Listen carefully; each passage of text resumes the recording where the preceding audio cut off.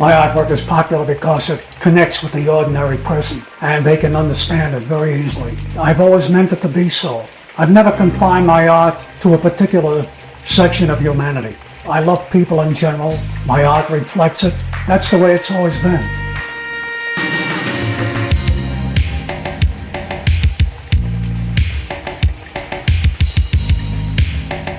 Buenas, ¿cómo andan? Bueno, bienvenidos a un nuevo capítulo de Encuadre aquí en La Batea Podcast. Mi nombre es Patricio Oliver y como siempre mi partner es el señor Pablo Vigo. ¿Qué tal, Pato? ¿Cómo estás? Muy bien, muy bien. Acá estamos en este podcast que dedicamos a hablar de la parte visual de las historietas desde nuestra perspectiva super nerd, super docente, super amantes de la historieta porque es lo que nos gusta y nos da vida. Si hubieran escuchado la charla que tuvimos antes de poner play a la cámara. No, quemamos bocha de cartuchos. Media hora hablando de educación y mil cosas. O sea, realmente nos gusta esto, sépanlo, nos gusta realmente. Y bueno, Pablo, ¿de quién vamos a hablar hoy y de qué vamos a hablar hoy? Muy bien, joven Pato. Hoy vamos a hablar del queridísimo, creo que es, a esta altura es el primer español, ¿no? Que tuvimos sí. En el podcast, el queridísimo David Aja. David Aja, y vamos a cubrir el número 11 de Hawkeye. Hawkeye, esta corrida que tuvo con Matt Fraction, que fue hermosa, y de un personaje que generalmente, y para el año 2011-2012, cuando fue que arrancaron con esta corrida, no le prestaba atención nadie. Porque creo que para esta altura, Pato, habían salido las películas de los Avengers, que estaba Hawkeye, ¿ya había salido? Esto es 2012, sí. Más o menos es 2012, sí, y Avengers, creo que ya se había salido, ¿no? Creo que estamos ahí igual. Está en puertitas de, si no... No, de hecho sí, porque de hecho la primera viñeta del primer número es una referencia a una pose de Hawkeye de Avengers saltando de espalda, o es al revés. ¿Qué fue primero, la pose o la escena? Yo creo que acabamos de encontrar nuestro postulado filosófico. ¿Qué fue primero? ¿El huevo o la gallina? ¿Qué fue primero? ¿La pose en el cómic o la pose en la película? No sé, ahora es una pose clásica de Hawkeye que le dijeron a Jeremy Renner, ¿no? Es el actor. Sí, que encima no va a trabajar más. Pero bueno, no hablemos tanto de la película. No. Bueno, la película es del 2012 y el cómic es del 2012, así que no sé, no importa, alguien lo va a poder revelar, seguramente alguien en YouTube nos va a comentar y nos va a clarificar eso. Esto es lo lindo de no saber todo, es que siempre alguien nos puede contar Ignacio y Manu. No, pero no creo. Atención al pasillo. Manu puede ser, Manu, yo creo que puede ser, Manu Loza seguramente lo va a saber. No sé si Ignacio Minaberri, porque no sé si Ignacio vio todas las películas de MCU. Tengo mis dudas al respecto. Tengo que preguntarle después a Ignacio. Bueno, nosotros ya empezamos con el nombre de pila y vamos empecemos a... Ignacio Minaberri. Claro. Pero bueno, nada. Sí, Hawkeye, personaje vapuleado. Yo le tengo cariño a Clint. Es un personaje que yo leí West Coast Avengers de John Byrne.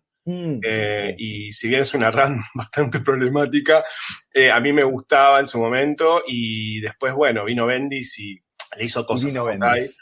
Vino Bendis se llama esto. Vino Bendis y pasaron cosas. Pero bueno, vamos a hablar de nuestro querido David Aja, que yo en un momento, cuando yo no sabía que David Aja era español, le decía David Aja. Y bueno, son, viste, ciertos nombres españoles a uno se presta a la confusión. Total. Pero bueno, el primer español que hace historieta de superhéroes, para vos, ¿quién fue que entró en tu radar? Por el mío fue Pacheco, Carlos Pacheco, claro. Carlos Pacheco, persona que algún día le vamos a dedicar un encuadre, persona muy querida. Deberíamos. Lo queremos mucho. Vamos a hablar de Carlos Pacheco en La Batea. Esto igual es cuántico, con lo cual puede ser que lo escuchen antes de escuchar este capítulo, si es que escuchan los dos. Lo vamos a tener a Pacheco. No voy a contar mucho bien dónde, pero va a aparecer Pacheco en La Batea en el 2025, sépanlo. y Carlos Pacheco, claramente. Después apareció Salvador La Roca, pero bueno. Ahí estaba Salvador La Roca, y yo creo que, digo, viste que se habla mucho de las invasiones inglesas, en el cómic y todo. Para mí, la mejor de las invasiones, y esto creo que es muy difícil, ¿no? Decirlo como argentino, la mejor de las invasiones fue la española. Duro, sobre todo de las fechas. Estamos en víspera de 25 de mayo. Es decir, las mejores invasiones son A mí te digo igual que yo, a Pacheco lo amé del momento cero. Yo mi primera entrega de... Me encanta que estamos haciendo ahora el cuadro de Pacheco. Pero digo, yo a Pacheco lo dibujo. Yo copiaba los viñetas de Pacheco de Excalibur para proyectos de CBC. Ay, qué hermosura. Hacía esas cosas yo. Pero igual a mí me gustaba mucho también Pascual Ferry. A mí Pascual Ferry me encantaba. Me encanta, me gusta mucho. Yo le perdí el rastro, pero... Sí, porque no está tanto como antes, pero yo tengo un par de cosas de... A ver, toda esta... Inclusive, a ver, yo a La Roca a mí actualmente no me gusta, pero en el momento me parecía que estaba bueno cuando apareció. No me parecía lo que me pasa ahora con él, que no me gusta para nada actualmente, pero en el momento sí me gustó. Y para mí eran Ferry, Pacheco y La Roca. Seguro se me está perdiendo alguno más por ahí de X-Men y algo así, pero era como mi trilogía de dibujantes españoles. Viste que alrededor también de esa época es que había entrado Juan Bobillo, el argentino Juan Bobillo, a trabajar, que tiene como unos números o un issue suelto de los Cuatro Fantásticos. Escuchen el podcast que está haciendo Pato con Mariano y Damián sobre los Cuatro Fantásticos, que es súper informativo y súper entretenido. Me divierto mucho Damián puteándolo a Romita Jr. Tiene una obsesión. Lo engualichó para que no venga a Argentina Comic Con, para mí. Le hizo ahí un hechizo. Para tirar una pequeña polémica. ¿Sabía Romita Jr. que lo habían metido para venir a Argentina, o lo anunciaron la Argentina? No, había un video anunciándolo, pero no entremos ahí, Pablo. Yo te diría que pudiendo hablar de arte, de ilustrador, no entremos en esos lugares. Lam batea. Sí, Juan Bobillo hizo unas cosas súper interesantes era Mutant X, estaba en She-Hulk, el run que tuvo en She-Hulk, muy elogiado.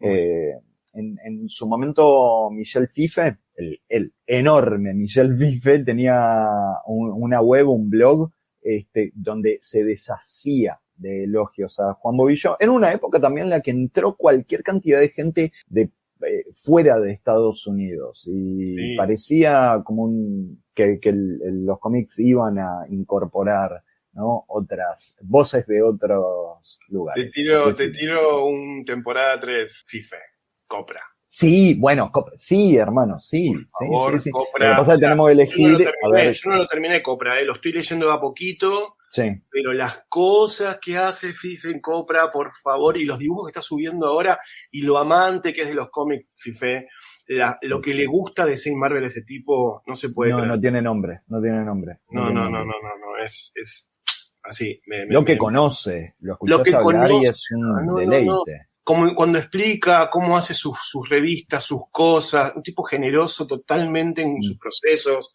A mí me encanta mucho. Tienen que invitarlo de la Argentina Comic Con. Bueno, entonces, a mí viste que yo soy picante. Salvo Pacheco, en general el grueso de estos españoles que están trabajando o han trabajado para Marvel y DC suelen ser del mismo año, suelen haber nacido alrededor del mismo año. Es gente bastante joven, digo. David Aja es un tipo que nació en el año 1977. Estamos hablando de una persona realmente joven. Claro. ¿Sí? Con lo cual, es un tipo que terminó sus estudios universitarios alrededor del 2000. O sea, la biografía de él dice que de que estudió del 95 al 2000. ¿Sí? Él es de Salamanca. Sí.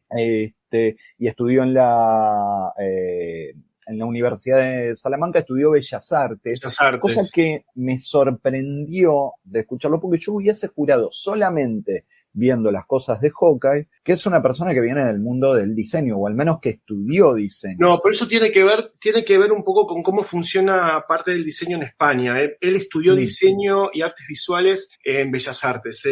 Si es artes visuales, por ahí incorpora como Javier Rodríguez, sí. Estudió como básicamente como para ser imprentero. Sí. Él, dentro de lo que es estudios de Bellas Artes, él lo dijo en un par de entrevistas. ¿Lo viste alguna vez en entrevistas a David hablar? Sí, me vi un par de entrevistas que dije, che, no puedo creer que en España tienen estos programas hermosos. Talk shows. O sea, sí. No. La del talk show es genial. Es genial. A mí me gusta que él es tan buena onda anti. Sí. Porque es tan disruptivo él, porque es un nerd total es un nerd total y él la entrevista se la arman y él la desarma y habla y como muy gracioso. A mí me dio sensaciones de podés a mi amigo. Tipo, es tiene muy buena, tiene mi edad, él tiene mi edad, por ejemplo. Mira, claro, ¿vos sos del 77? Yo soy del 77. Ok. Estás en mejores condiciones vos. Está bien que él está pelado y vos gozás de una melena similar a la de Fabio. Google en Fabio Bookcover.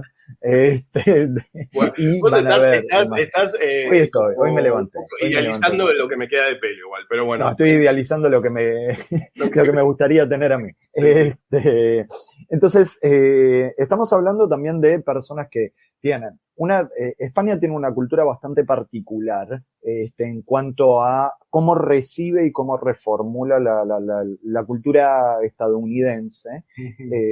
España, vos me habías contado, Pato, de que son mucho más marvelitas que deseístas en comparación al menos a Argentina. Sí, total, Forum pegó muy fuerte en España.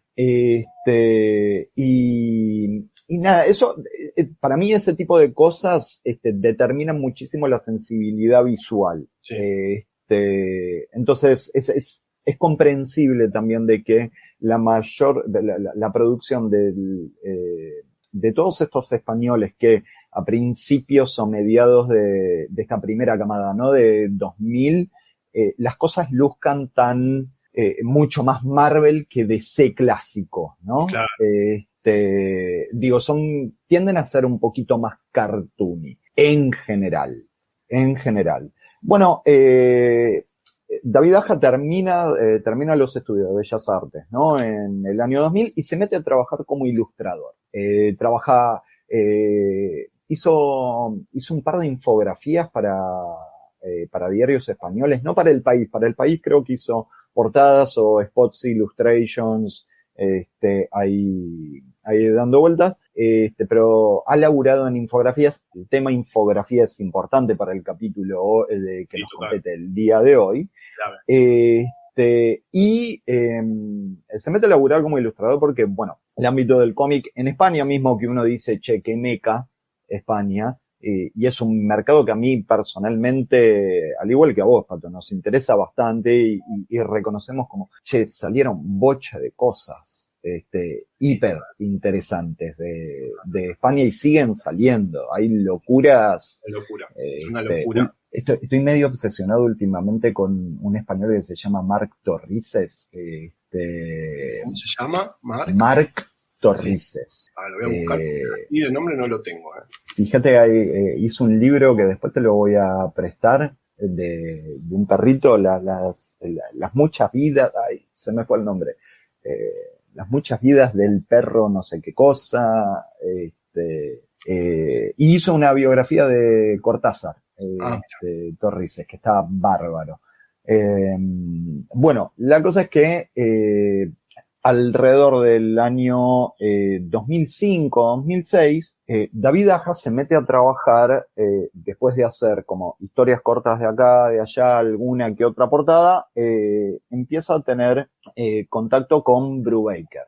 Claro. Y junto con Brubaker hacen un run muy interesante también de Puño de Hierro, Sí, de Iron Fist. De Iron Fist.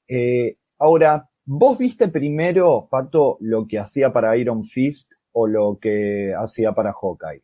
Lo primero, No, lo primero, a mí me agarró como a mí me pasa algo con Aja, que es que, a ver, hay algo loco que es, lo siento como novedad cuando ya no lo es. claro. Siempre mi sensación es que es algo nuevo, Aja, para mí.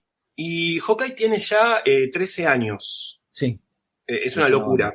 Y es re loco porque si bien Hawkeye es del 2012, a mí lo primero que se me viene a la mente son las tapas de Scarlet Witch. Claro, ok. Me acuerdo que mucha gente me machacaba mucho con mirar las tapas de Scarlet Witch porque tiene una cosa muy de diseñador. Me pide, como obviamente, como son diseñador gráfico, y además estamos hablando de una época en la cual yo todavía no hacía cómics. Entonces me hablaban mucho de yo en 2015 todavía no había empezado a hacer cómics.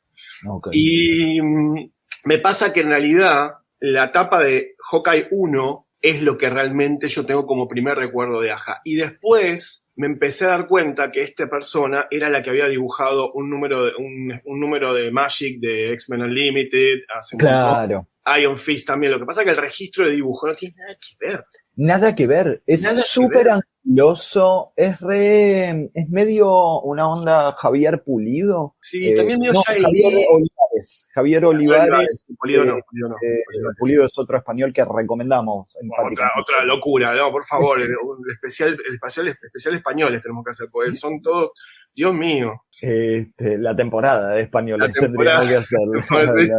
Sí. Pero para mí él si bien no admite no es que no admite, no ve esa relación. Yo veía algo medio Yaeli también, en algunas cosas. Sobre todo en las caras como medio angulosas. Sí, los torsos estilizados con esos muy largos, los cuerpos muy largos, viste, como a mí la verdad que ese dibujo, si bien le veo lo bueno, no me atraía a mí visualmente, no me generaba. Y a mí me pasaba con Aja cuando veía las tapas de Scarlet Witch y otras cosas más, que yo tenía dudas si eran fotos quemadas, porque yo no... ¿Entendés? Entonces yo tenía una reacción medio rara, me parecían fotos vectorizadas cuando las veía al principio. Él trabaja como un sistema de color de paneo, ¿viste? Como que hace como si fuera algo medio topográfico con el color, donde van pasando capas de color en gradiente.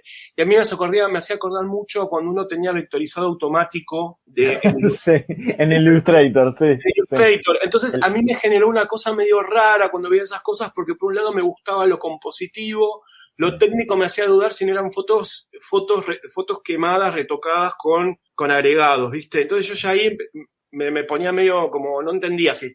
después me di cuenta que el chabón es una bestia, pero en el momento, ¿viste? Me ponía como dudoso de la técnica, de cómo lo hacía, ¿viste? Lo cual no quita que por ahí lo utilizó eso de Vectorize.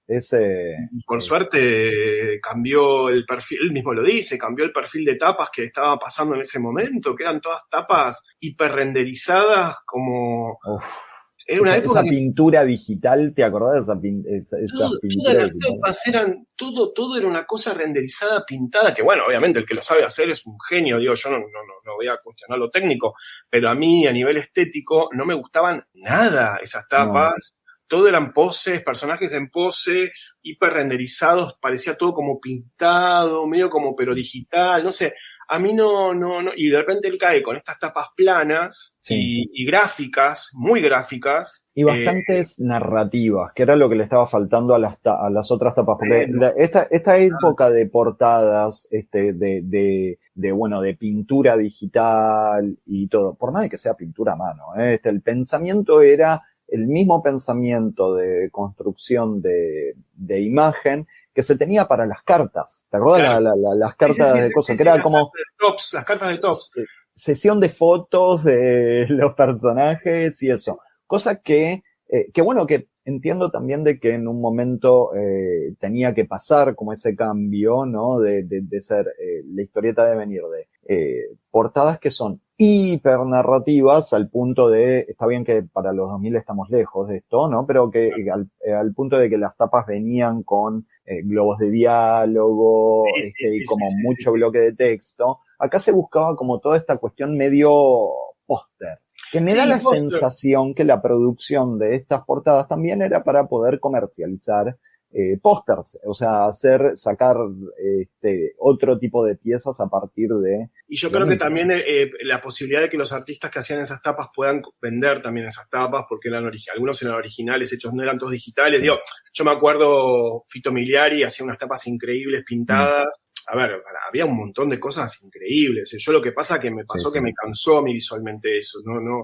No tiene nada que ver mi cansancio visual con la calidad de las tapas de la época, porque había mucho laburo, muchas tapas pintadas a mano, que tenían como esa cosa medio poster paxa, me acuerdo, visualmente. Lo que pasa que, claro, a mí visualmente me pasaba que a mí me gusta, como soy un viejo Bronze Age, a mí me gusta la tapa que narra, que cuenta, y yo creo que una cosa que también se perdió, y me parece que Aja lo recupera, es, yo tengo en mi cabeza tengo una diferencia muy grande entre lo que es un póster y lo que es un afiche. Sí. El póster como esta cosa medio como el póster de la pose de la persona posando y que no tiene una cuestión más de comunicación, simplemente como de la belleza de la persona en su figura. Que Pensamiento de retrato. Totalmente, Lo podemos retrato. caracterizar, es como... Sí, retrato. Y el afiche como una pieza de comunicación semiótica, Sí. que tiene un sentido y tiene una escuela muy grande en la historia del diseño gráfico. Entonces yo siento que Aja empieza a recuperar algo muy importante, sobre todo en Hawkeye,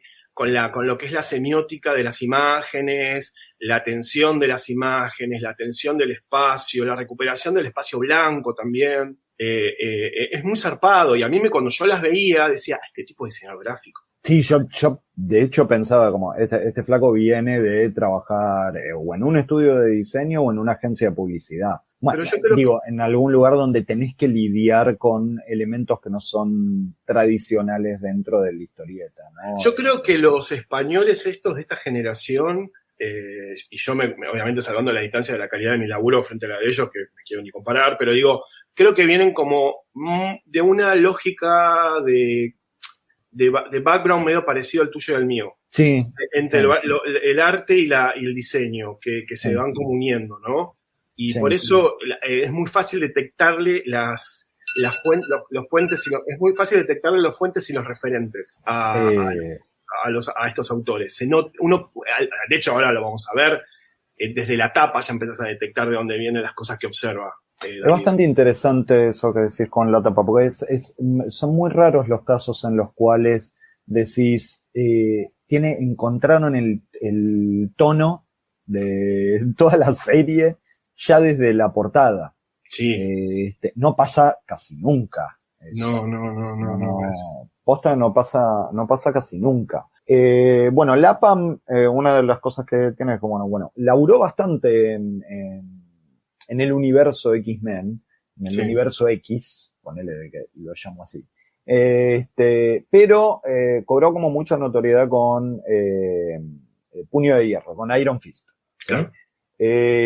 También es en Puño de Hierro y en Daredevil que lo conoce a Fraction, a Matt Fraction. Que es el guionista, y es una parte súper importante, por supuesto que es una parte súper importante.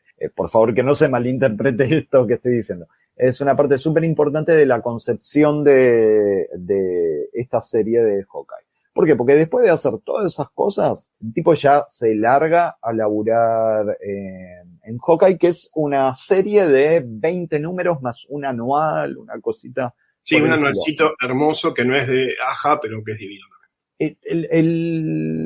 La corrida de Hawkeye es bastante interesante porque la mayoría de los dibujantes que entran como fill-ins de David Aja, que no hace los 20 números, son españoles. Lo tenés a Pulido. Sí, Pulido, que la rompe a un nivel, Dios mío. ¿No te resulta súper interesante lo diferente que se vuelve la serie cuando la agarra Pulido por un par de números? O sea, a mí Pulido me gusta muchísimo, pero es como que lo que hacen Aja y Fraction es un universo visual como súper contenido y que se distingue de otros universos visuales.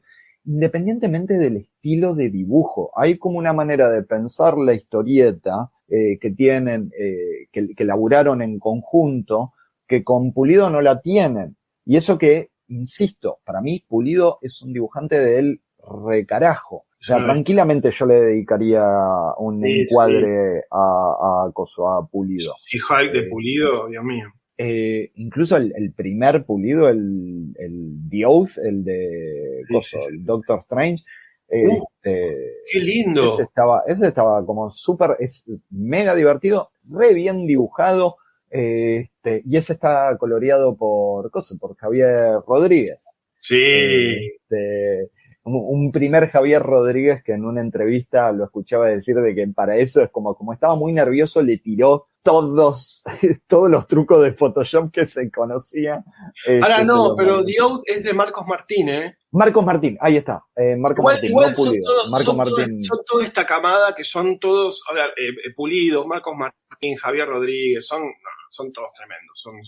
Y tienen puntos de encuentro todos, ¿eh? Es como hay algo gráfico, narrativo, no sé, son todos, aparte yo creo que todos se conocen, de hecho en algunas entrevistas... Sí, son amigos. Son amigos. Son amigos.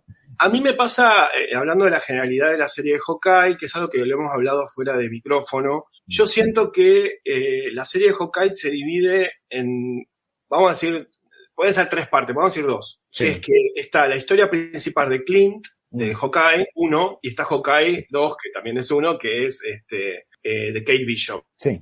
Toda la parte de Kate Bishop la dibuja Annie Wu. Sí. Y yo siento que es una miniserie dentro de la serie, todo lo de Kate. Porque vos podés no leer lo de Kate y seguir toda la historia de Clint sin ningún problema. Porque habitan prácticamente dos universos. Está bien, lo de Kate se desprende de lo del comienzo. Sí. Porque tiene que ver con Madame Mask y todas esas cuestiones. Pero digo, hay algo ahí como de dos lógicas narrativas muy diferentes. Y también, viendo a David Aja, la lógica narrativa de Aja es muy particular. Muy particular, no es tradicional. Y me parece ahí, si bien hablábamos de que nos copa todos los dibujantes y los dibujantes, porque Annie Wu, digo, estaba en hay un número particular de Hawkeye que creo que es el 8, por ahí, donde mete como ilustraciones de portadillas que hay dentro de la historia, que son muy lindas, dibuja muy bien la flaca.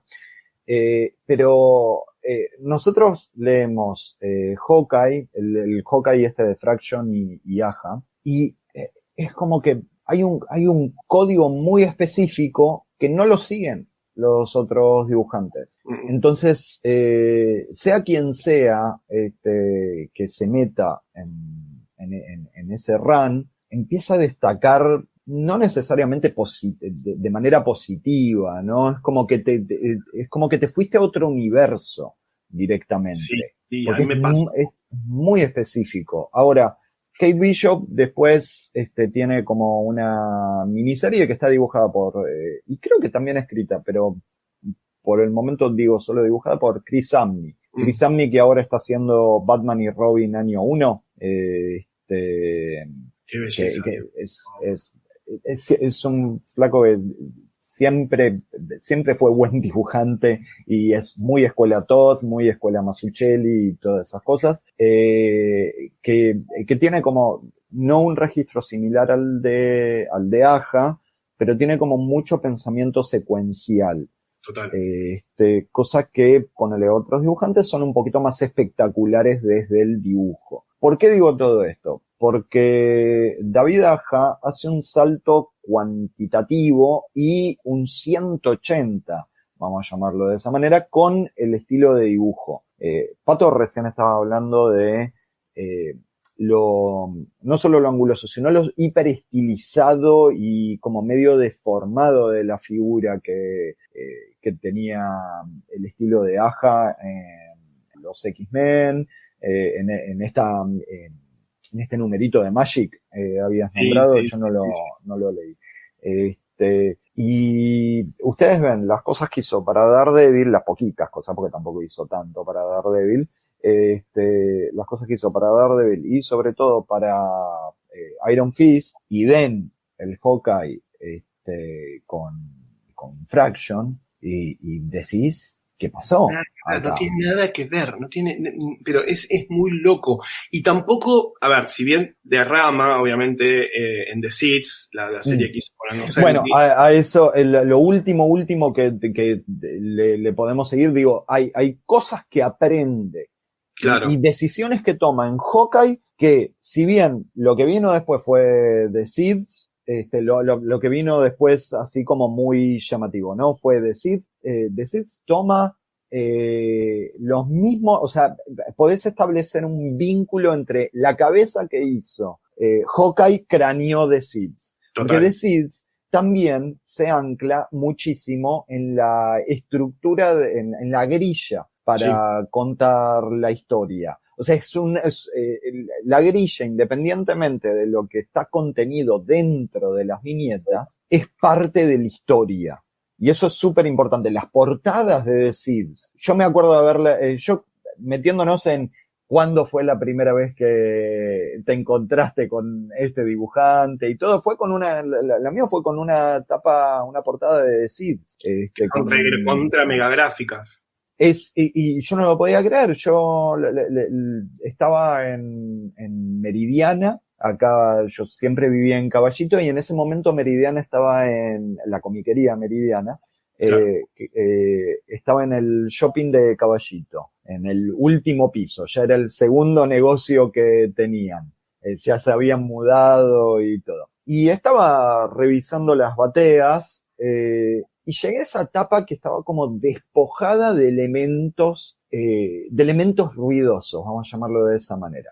Claro. Y no lo podía creer, dije, pero pará, este cómic que tiene unas vibras vértigo, impresionantes, lo levanté, sí, decime, Pato.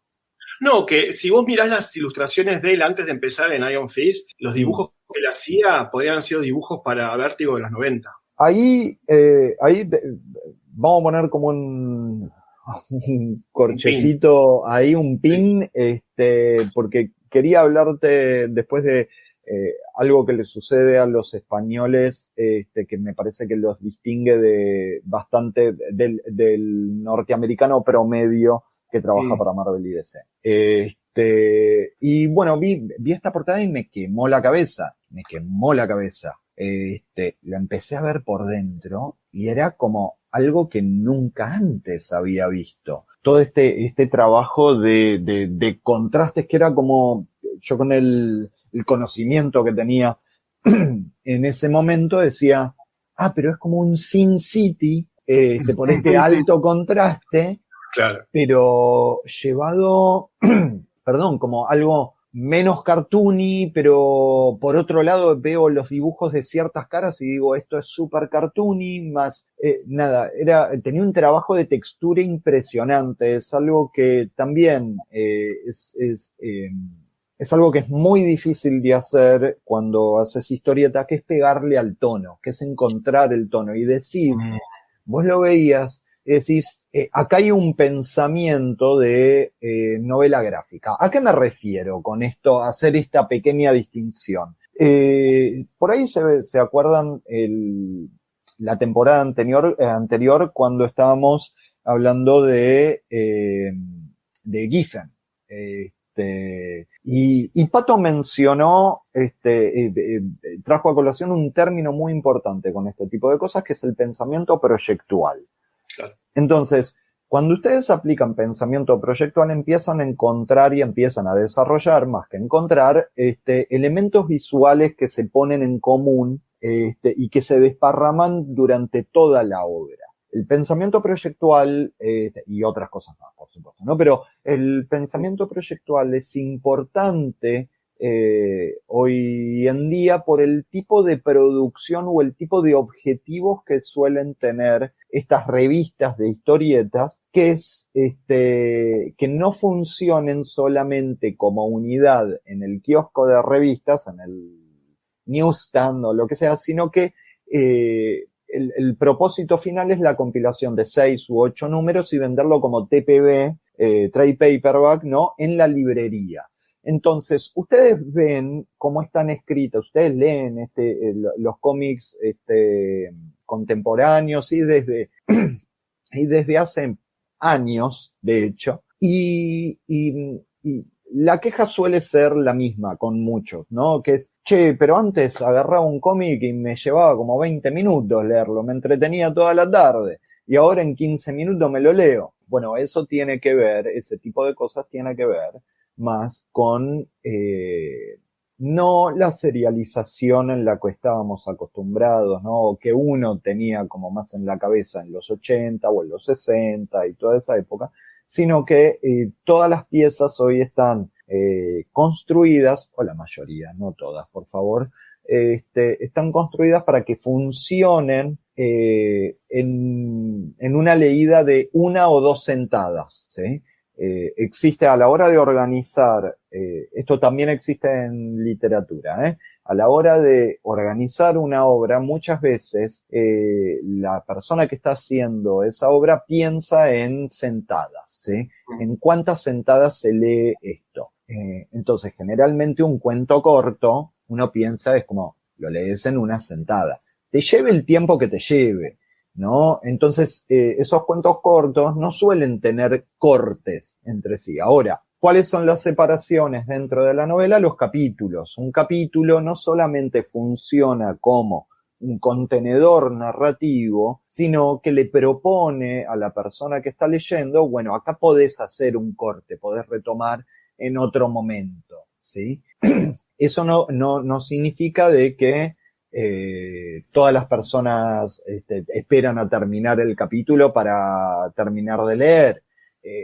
Recordemos también que una de las mayores diferencias que tiene la historieta y la prosa versus la pieza cinematográfica o la pieza audiovisual tradicional, ya sea serie o peli, es que la serie, la peli, la obra de teatro está pensada para ser vista en una sola sentada. Entonces, la estructura narrativa de esa una sola sentada es muy diferente a el pensamiento de construcción de una historia que uno puede tener cuando nos embarcamos en un proceso de varias sentadas, ¿sí? Obviamente, cada uno en estas cosas del libro, ¿no? La persona que está leyendo es la persona que activa esa narrativa, en el sentido de que ustedes no van a tener nunca a la persona que hizo esa historieta, o las personas que hicieron esa historieta, o la persona que escribió ese libro al lado de ustedes para decir, no, seguí leyendo, o acá cortás y esto y lo otro. En una peli ustedes van al cine y por más de que ustedes se levanten a hacer pis o que miren para abajo, la película sigue. Claro. Entonces estos cortes son todas como pequeñas sugerencias. Y por otro lado, y esto es bajada editorial, la construcción de un arco narrativo está pensado más para el TPB versus a estas historietas de los 60 que estaban, o este pensamiento que cada tanto lo traemos acá a colación a Jim Shooter, de este cómic puede ser el primer cómic de cualquier persona, o es el primer cómic de cualquier persona, entonces hay cosas que recordar, cosa que, digo, sucede en las telenovelas, ese tipo de cuestiones, ¿no? Entonces, a lo que voy con todo este tipo de cosas. Alrededor de 2007, 2009, hubo como un cambio enorme en Marvel y DC de este pensamiento de nosotros ahora tenemos que empezar a apuntar al libro, ¿sí? Sí, como un objetivo también comercial directamente, sí. Sabiendo que era algo que empezaba a vender más. Entonces está todo como muy armado, como una estructura narrativa total y no separada como en capítulos si quieren, pero en realidad es un todo. De hecho, los arcos están muy, muy marcados en Hawkeye. Pueden ser arcos de 3 números, 4 números, sí. 2 números, Igual yo siento que toda la serie es un gran arco. Sí. Que porque todo de alguna manera habita la misma situación, es como medio una sitcom también, porque todo ocurre en ese edificio de alguna manera. Sí. No todo, pero digo, la lógica general es que todo ocurre en ese edificio ahí. A mí me pasa con la serie que me hace recordar mucho a Daredevil. Me hace recordar mucho. Podría haber sido tranquilamente Matt Murdock, el personaje, sin ningún problema, y me hace acordar mucho a Mazzucchelli. O sea, pienso mucho en Año 1, pienso mucho en Born Again, como que Viste que la paleta cromática es como bastante similar. La noche tiende a virar al azul y al púrpura. Año 1, me estás diciendo. Año 1, sí, Sí, total, es muy claro eso, y ahí me parece que es importantísimo el laburo de Hollingworth en color, que se nota que dialoga totalmente con Aja, es muy notorio.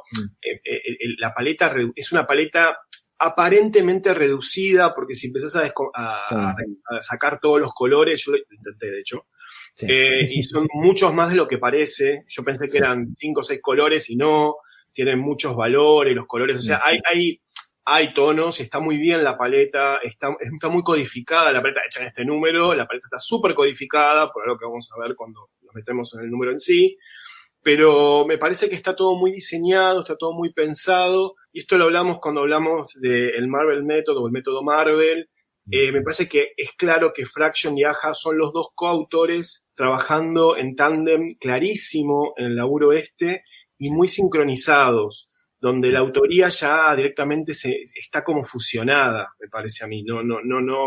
Ellos medio explican el sistema de cómo lo hacen, de cómo se van pasando ideas, y va y vuelve, y mismo Aja dice que se le permitieron hacer eso porque ellos no daban 2 mangos para la serie, que ellos pensaban que le iban a cancelar al minuto 0 a Hawkeye. Ah, mirá. Entonces fueron bueno, vamos a hacer lo que se nos cante. Total, a Hawkeye nadie le importa demasiado, aparentemente, y vamos a hacer algo que lo van a cancelar seguramente. De hecho, él tenía pánico cuando mandó este número, porque pensó que se había mandado una que no iba a pasar ningún filtro por lo disruptivo que era con respecto a la codificación. Scott McCloud le diría, tranquilo, está todo bien, pero Scott McCloud no es el editor no es el editor y no es el editor de Marvel en esa época. Si bien para mí es una muy buena época de Marvel esta, a nivel producción, pero bueno, nada, eso, estamos hablando de un laburo de diseño y control absoluto, y donde desde, como dije, desde la tapa, claramente, ponele que no leíste ningún número de Hawkeye, si lees este número, está buenísimo también.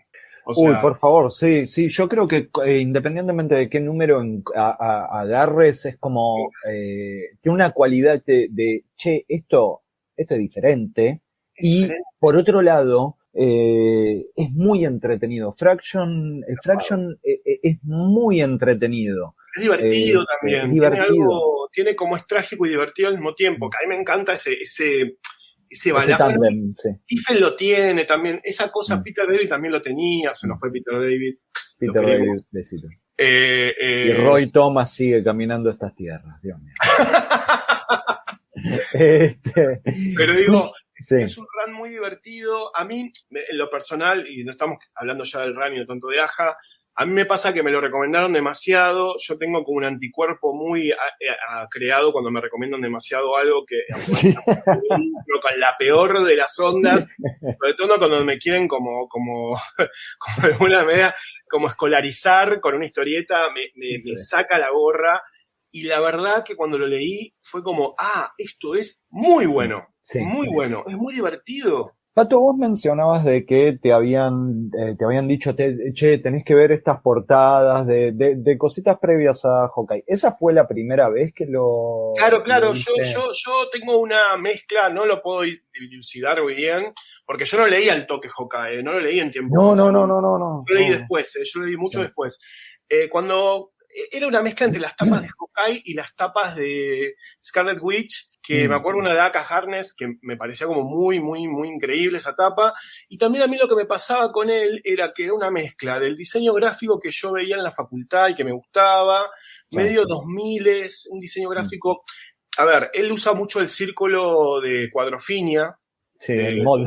De los mods, él usa el círculo de los mods, todo el tiempo, que es ese círculo, él hace todas grafías con esos círculos, es el círculo de los mods, Sí. básicamente, que es Saludos a Ignacio Minaberri. Saludos, cuando yo pienso. De hecho, hay una imagen de Kate Bishop en una Vespa disparando una flecha que yo dije, esto es Dora. Dora nunca va a estar disparando una flecha. Todo el mundo que Dora dispare flechas. Dora no va a disparar nunca la flecha. Pero digo... Me encantaría que Hollywood compre los derechos de Dora y que Dora vaya por pueblo y en vez de investigar, archivar, recopilar informaciones como esto es personal, ¿viste? Y empieza los disparos tipo John Woo. Es como... Sí. Pobre Bueno, de Ignacio hecho, le agarra un patatufete. Se nota que le gustan los 60s a él mucho, Sí. porque las personajes femeninos vinculados a Clint usan los vestidos 60s, muy de la época, muy twee, muy como esa silueta de vestido de esa época. Y Bond Street en los 2000.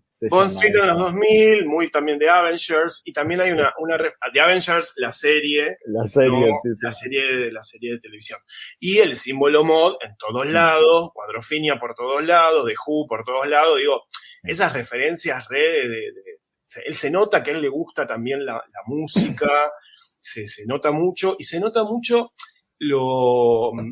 bueno, y nada, eso, yo digamos, básicamente, yo entré por ese lado, entré por Scarlet Witch y por Hawkeye, las tapas antes de leerlo, yo como te dije, no lo leí al principio, porque le tenía un poco de resistencia por esto que me decían, te va a encantar, no sabes lo que es, y como era tan urbano todo y tan poco fantástico todo, yo tengo una cuestión con lo hiperrealista en la historieta que un poco me aburre a veces cuando todo tiene que verse, el arma tiene que ser un arma real del ejército, a mí me aburre un montón, pero después cuando leí Hawkeye, había algo donde le tomás tanto cariño a Clint, de lo imperfecto y desastre que es, sí. Y lo amoroso que es. Kate Bishop es un personaje hermoso de Marvel, yo la amo a Kate, me parece un personaje muy lindo, de los mejores. Bueno, Young Avengers sacó muy buena camada de personajes nuevos, y toda la situación de él me hizo acordar un poco, y no es casualidad que él después haya laburado con Ann Nocenti, porque me hizo acordar mucho al run de Romita Jr. y de Ann Nocenti, sobre todo en los primeros números, donde Matt Murdock y, ¿cómo se llama? Su novia... ¿Typhoid? No, antes de Typhoid. Karen Page, ¿cómo se llama? Sí, Karen Page. Karen Page es la... Sí. Tienen como una especie de lugar donde reciben a toda la gente de Hell Kitchen que tiene problemas legales y no tienen plata para resolverlo. Y toda una cuestión también hay una cuestión con los edificios, con vender las propiedades, que el Kingpin está dando de vender ciertos edificios de la zona. Bueno, toda la cuestión del curro de las propiedades que pasa en todas las ciudades. Y había algo ahí que dije, pero esto me hace acordar a esta Hell Kitchen clásica de New York, de los cómics que me gustan, y conectás mucho con eso, y no hay tanta cosa superheroica realmente. Es realmente un tipo tratando de bancar su barrio, bancar sus vecinos. Hay cosas heroicas, no sí, heroicas, lo super como para esta época mismo, y mismo para los 80, lo empezamos a conocer, ¿no? Como una cosa, no hay una cosa hipercósmica. No va a aparecer Thanos y va a decir, Hawkeye, te devuelvo el oído. No va a pasar eso. Pero bueno, yéndonos al apartado gráfico, si te parece, me gustaría hablar un poco de la tapa en sí. Yo cuando vi la tapa del número, que básicamente es una imagen en sombra del perrito caminando en negro, dejando huellitas rojas, es una bicromía, la tapa tiene 2 colores nada más, súper gráfica, me hizo acordar mucho a algunas películas, algunos afiches de terror clásicos, pienso en el de Suspiria, pienso en el, ¿cómo se llama? Un hombre lobo americano. American Werewolf in London. American Werewolf in London, que es tipo, no sé si lo vieron en ese afiche, vean, es hermoso, es un lobo chorreando como si fuera un chorro de sangre, pero muy, muy sintético, que forma un lobo rojo bajo un fondo negro. Y Suspiria es lo mismo, es una bailarina blanca con una mancha de sangre en un fondo negro. Bueno, piensen, esta tapa tiene un correlato directo, y también pensé en Fargo cuando vi esta tapa. Por lo blanco, decir, nieve, como y pequeña manchita dentro de lo pulcro, y total, etcétera. Pensé un poco en eso cuando la vi, la tapa. Y la tapa es una tapa de un número de tipo un true crime. Es como... Sí. Al principio arranca, a ver, ¿cómo resumir este número? toda la historia debe tener 3 palabras de código alfanumérico, Claro. y todo lo demás es una gran infografía que es cómo entiende el protagonista de este número, que es un perro, cómo entiende y cómo concibe la realidad. O al menos cómo nos traducen, ¿no? Aja y Fraction a nosotros los lectores de cómo este perro concibe la realidad. Y empieza siendo un whodunit. Empieza siendo un whodunit y después, bueno, retoma como... Porque hay que resolver un crimen, básicamente. Es muy Scooby-Doo. Hay un crimen en la terraza del edificio donde vive Hawkeye, se tiene que identificar quién es el supuesto asesino de ese crimen, y este perrito que se llama Arrow, que le falta un ojito y es un perrito hermoso, básicamente decide hacerse cargo de este... Pero aparte se hace cargo de una manera ser humana. Hay algo muy loco. Se distrae cada 5 minutos por comida, o ahí está Clint. Y todo está codificado desde el olfato y desde la vista del perro, y del oído. Pero ¿qué pasa? Como los perros no ven el color rojo, sacaron el rojo de todo el número. Entonces está todo codificado con amarillos y como ven, supuestamente, como seamos generosos, como ven los perros. Entonces el perro va como generando un sistema como infográfico de reconocimiento auditivo y olfativo de cada persona del edificio con iconitos. Impresionante. Es increíble. Quiero dedicarle este capítulo del podcast a un alumno mío que se llama Agustín, que es veterinario. Que nada, y este capítulo, así que Agustín, un beso desde acá, y que nos escucha siempre y todo, y a mí me da vergüenza, le digo, pero ¿no te cansás con 2 horas semanales de escuchar mi voz gritándote, que tenés que escuchar el programa? Esto es súper interesante, porque todavía Marvel no había hecho los experimentos de esa serie de cómics silenciosos. Obviamente el cómic es... los cómics silenciosos es de principio del 2000. ¿Es de principio del 2000? Claro. Yo pensé que era un experimento de 2.17. El mes del silencio es... me acuerdo porque está el número de Quietly y Morrison, que entran en de los New X-Men. Bueno, y eso es principios del 2000, porque es la transición de los 90. Sí. De hecho, para mí este número podría estar tranquilamente formando parte de esa familia.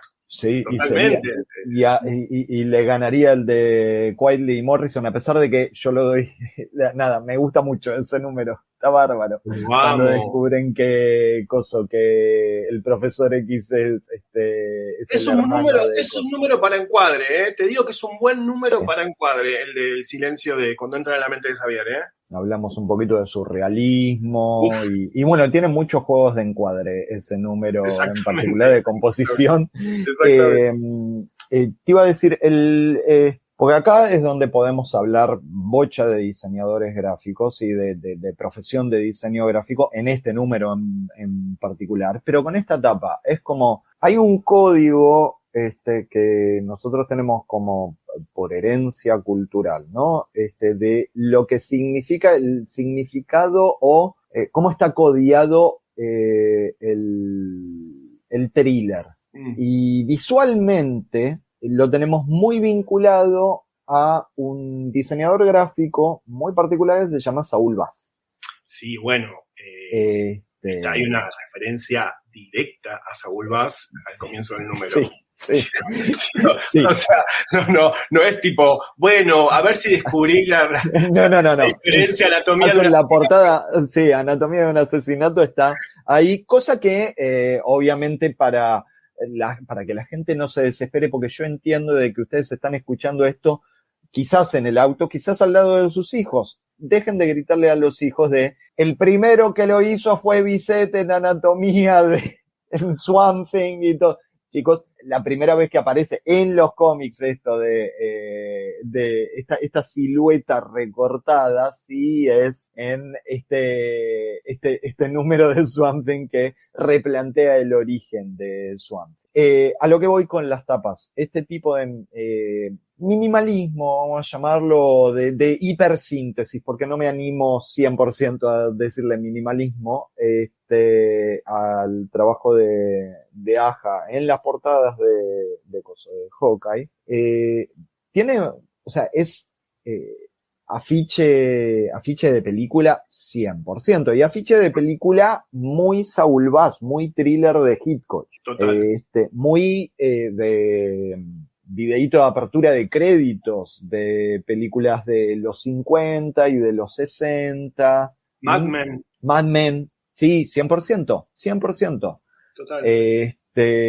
Con lo cual, digo, uno como Pato, como yo, que no conocía quién era esta persona, David Aja, y de dónde venía ni nada, decís, pero hermano, vos estudiaste diseño 100%, no me podés engañar, están todas las cosas ahí. Aparte se ve la Bauhaus, se ven un montón de cosas, o sea, el tipo a nivel construcción de forma, espacio, digo, la referencia me parece que es muy clara. Para mí también él es uno de los herederos de Steranko. Bueno,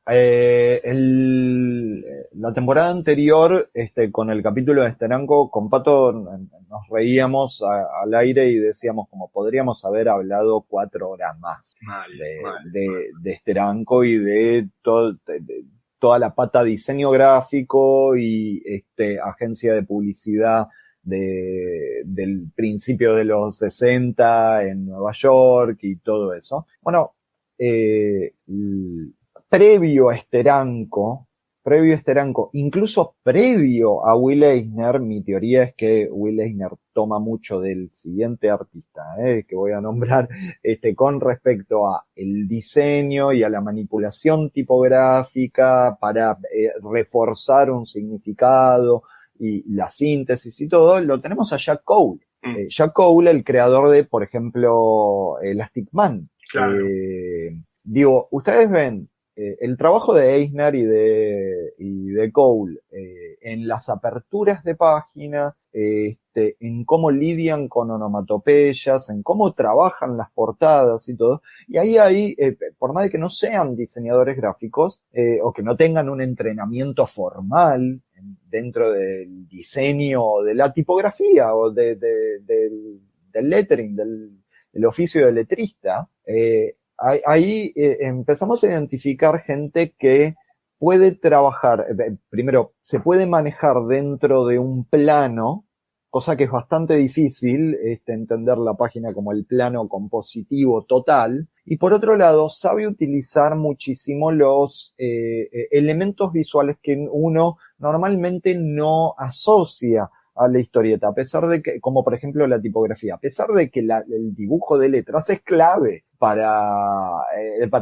la historieta. Me indigna la disociación que a veces se hace de lo tipográfico y la ilustración en el cómic.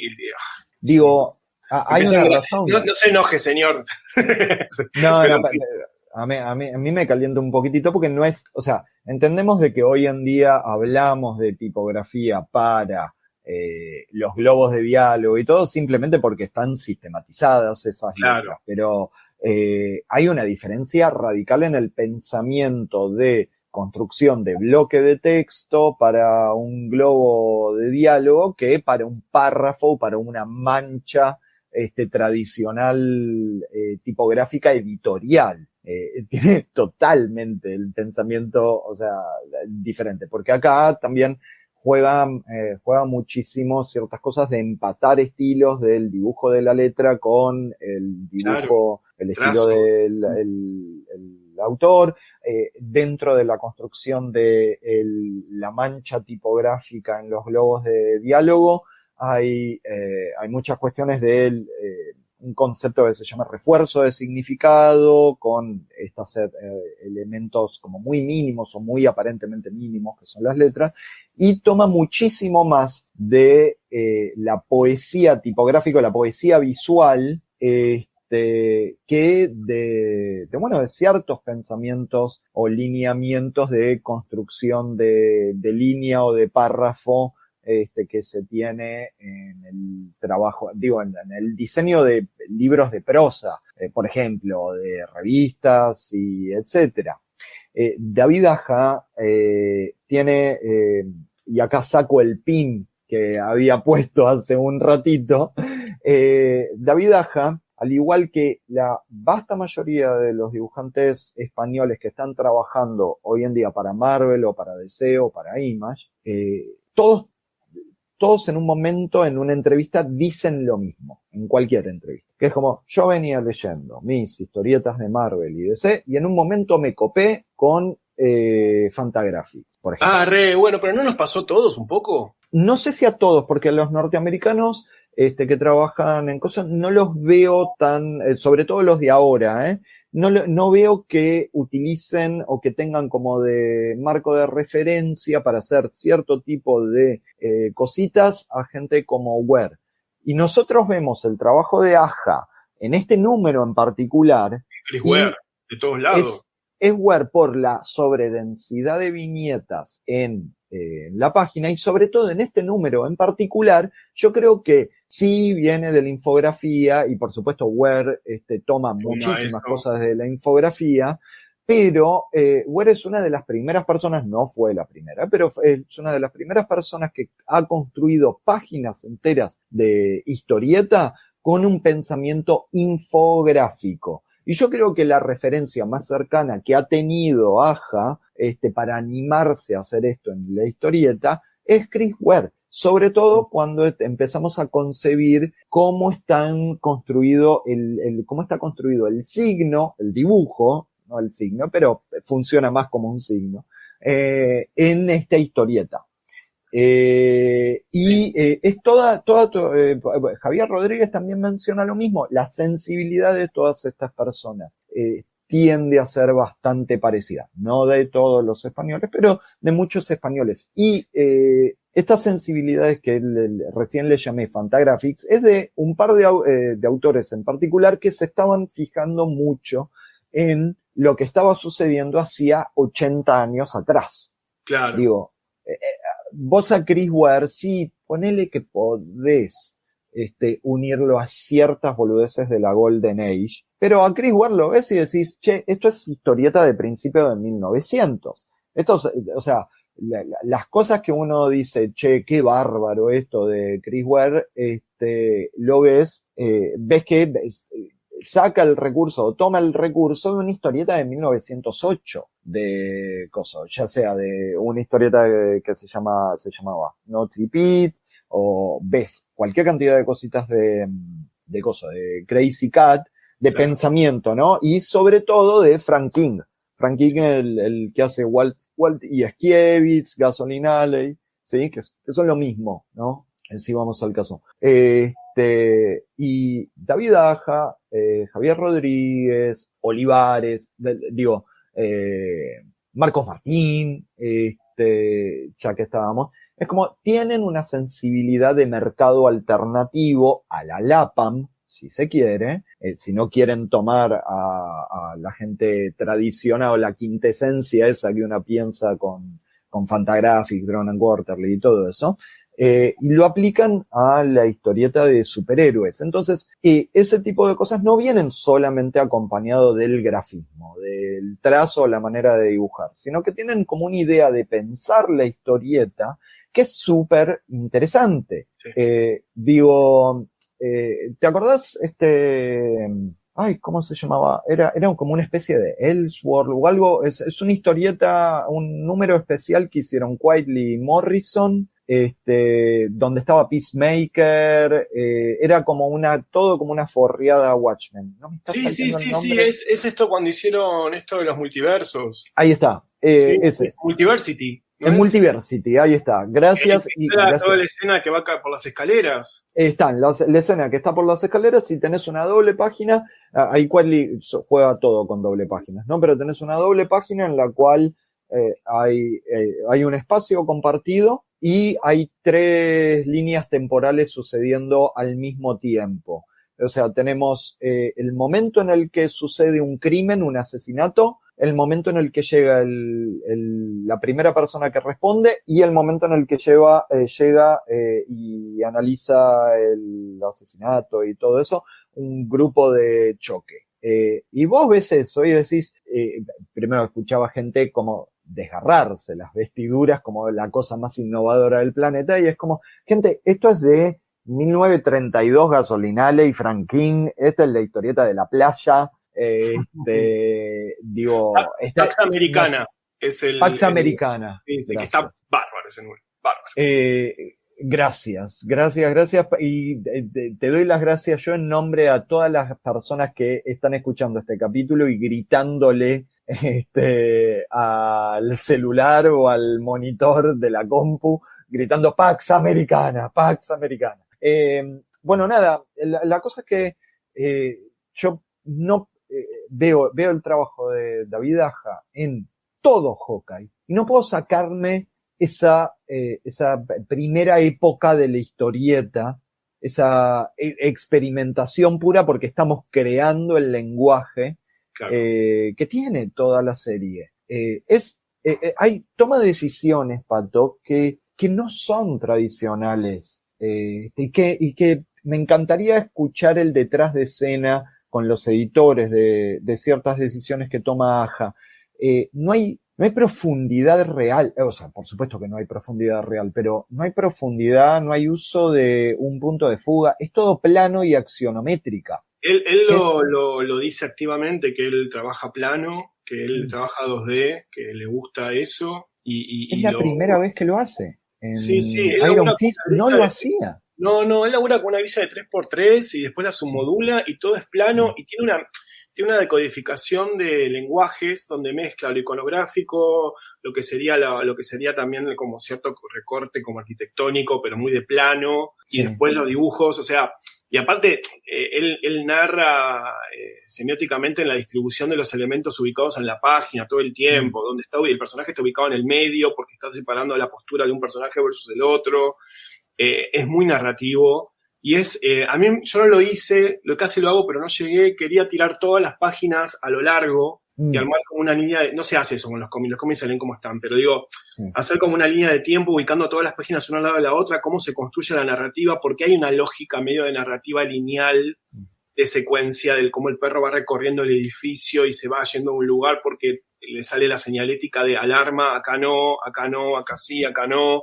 Digo, y también a mí me parece que en ese sentido, ¿no notaste algo medio de Bernard Kristine un poco en el laburo de él? Medio como Master Race, algunas cosas de cómo trabaja. Yo me quedé. De cómo rompe el tiempo. Claro, cómo rompe el tiempo. Me pareció muy zarpado eso. Yo lo miraba y decía, claro, él va como fragmentando. Él trabaja mucho con el personaje saliendo de la viñeta también, porque eso amarra. Lo que hace es la elipsis que hay entre dos cuadros, él directamente te la potencia con ese corte, donde el perro de golpe va caminando, haciendo medio como era, ¿te acuerdas el juego Elevator de los 80? Ay, no importa, pero el King Kong. El King Kong, viste, que tenías que... Sí. Acá es al revés, el perro va bajando el edificio y va trabajando en diagonal, trabajando la lógica de lectura invertida, pero funciona tan bien. Porque sabe cómo guiarte, porque te guía a partir de líneas. Y eso es algo que está presente, Pato, en todos los 20 números cuando le toca dibujar a Aja, que es que es tan densa las páginas, sin embargo, y es tan plano el dibujo, y sin embargo tiene muchísimo dinamismo, muchísima propuesta de lectura, de orden de lectura no tradicional. Claro. Que es muy difícil y es muy jugado para que... Perdón. Sí, lo que tiene para mí que es súper interesante también es que va mezclando las codificaciones de algunas cosas, son medio como enciclopedias, algunas te hacen referenciar muchísimo a cuando uno va al avión y tenés como el manual explicativo de cómo tenés que accionar en caso de emergencias, de cómo agarrar la mascarilla, todo eso lo va mezclando con algo medio como infográfico, de manual, de enciclopedia, de biología, ponele, porque aparte cuando te muestra cómo funciona la lógica con la que el perro va detectando las cosas por olfato o por oído, te hace un corte transversal del perro y te muestra cómo está construido todo el sistema del oído y cómo está construido todo el sistema del olfato, pero no es sintético, no es que está tratando de ser como literalmente como enciclopédico. como que quiere referenciar a eso. Y después cuando vos ves todo el dibujo de las camionetas, usa iconitos como son los iconitos de señalética de vía pública, se apropia de eso para todo lo que supuestamente el perro percibe con el oído y lo sintetiza. Entonces es muy capo en ese sentido el tipo, porque lo va como armando y no queda raro, no queda como forzada esa cosa. No queda forzado, sí, no queda forzado. Tiene una cosita súper interesante también que es como, que es algo que todas las historietas hacen, todas las personas que hacen historieta idealmente hacen esto en las primeras páginas, que es educar a la persona que está leyendo. Claro. Mira, esto no con esto es lo que va a pasar, sino este color significa esto. Este tipo de juxtaposición de viñetas tiene que significar esto, lo otro. Hay un par de películas que hacen lo mismo. Me acuerdo haber visto, ¿te acuerdas de esta película Ghost Story? La del pibe que se muere y y se hace como una sábana y queda dando vueltas por la casa y todo. No, es una película muy linda. Es una película muy linda. Hay un momento en el cual el personaje está viendo a su expareja volver del funeral y su expareja se sienta a comer una tarta y la cámara se sienta y la vemos comer toda la tarta. Y eso te setea para el ritmo de la película, que es un ritmo muy poco tradicional, ¿no? A lo que estamos acostumbrados, por supuesto. Bueno, esta es una historieta que se la juega bastante, porque esto no es una escenita. No. De coso. O no es que tenemos lo que le está sucediendo al perro y después tenemos 2 aventuras más donde podemos leer un poquito más y todo. Entonces, como lectores, te saca bastante de lo que estás acostumbrado a leer y te obliga a algo que lleva bastante tiempo, que es leer imágenes. Sí. Igual me parece que tiene algo muy... Igual no sé, digo, yo asumo que desde nuestra lógica occidental, ¿no? También algunas cuestiones de señalética, pero digo, sí, me parece no sé cómo sería la traducción a otras culturas. No me atrevo a hablar porque no conozco cómo lo leería una persona en la India, ponele. No lo sé, literalmente lo digo, no lo sé. Sí. Digo, a mí me parece que es algo que vos dijiste que me parece que es clave, es Aja cuando empieza la primera página, que es muy buena la primera página, que están discutiendo Kate y Clint en la primera página a los gritos y el perro está mudo abajo escuchándolos y hay una división como de superior, inferior y en el medio una escena cortada al medio marcando como esta cuestión de rivalidad que están teniendo en este momento Kate porque están peleando ellos dos y el perrito en el medio. Hay algo muy sutil, es que la pared no está en medio del perro, está corrida sutilmente hacia el lado de Kate, como que el perrito está más del lado de Kate, porque como a Kate le gusta la pizza y este perro fanático de la pizza siempre va a preferir a Kate porque sabe que va a ligar pizza con ella. Eso es muy sutil, eso es la sutileza. Pero digo, hablando de lo que es mapa de elementos sistemáticos, me voy a poner diseñador gráfico. Por favor. Cuando vos planteas un sistema visual gráfico, tenés que generar como de alguna manera una codificación automática para el receptor, donde vos ya le plantees desde el vamos cuáles son las reglas de ese sistema, cuáles son los elementos que vas a ver como constantes y variables y cómo va a ser la codificación de ese sistema.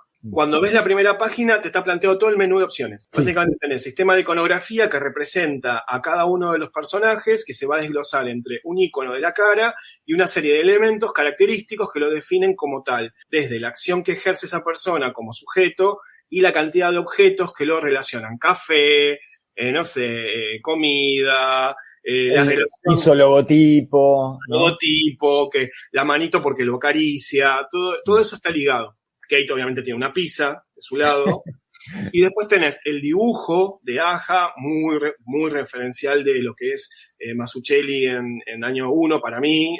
Para mí va muy de ese lado, como un realismo sintético, hermoso realismo sintético, donde no hay cuerpos forzados, cuerpos muy realistas, hiperrealistas. Clint no es un hipermusculado, ni siquiera es muy atlético tampoco. Es un chabón bastante tranca, más allá de que hace de todo. Y después, una relación con la tipografía muy clara en la franja de arriba, que habla de cómo va la tipografía también ejercer un valor simbólico dentro de lo que es la comunicación, porque claramente ya te das cuenta que no vas a leer, sino que vas a entender que algo se dice aunque no se entiende, porque el perro escucha mamá y algunas palabritas, y después lo que sería todo lo que es el trazado de lo que es el plano, como de lo que sería la vista, de lo que es el edificio en línea azul, muy típico de arquitectura, de plano de arquitectura, que eso establece lo que va a ser la geografía del movimiento de espacio donde se van a mover los personajes. Y el perrito, claramente trabajando desde el no sonido, porque él, si bien va a hacer algunos ruidos, todo va a ser más percibido por el olfato y lo que es el oído. Ya con esa página vos tenés el mapa de recorrido de cómo se va a entender esta historieta. Lo odio. Lo odio de lo que lo admiro. Es un zarpado. Y encima aparte, esto lo hicieron en el issue 11.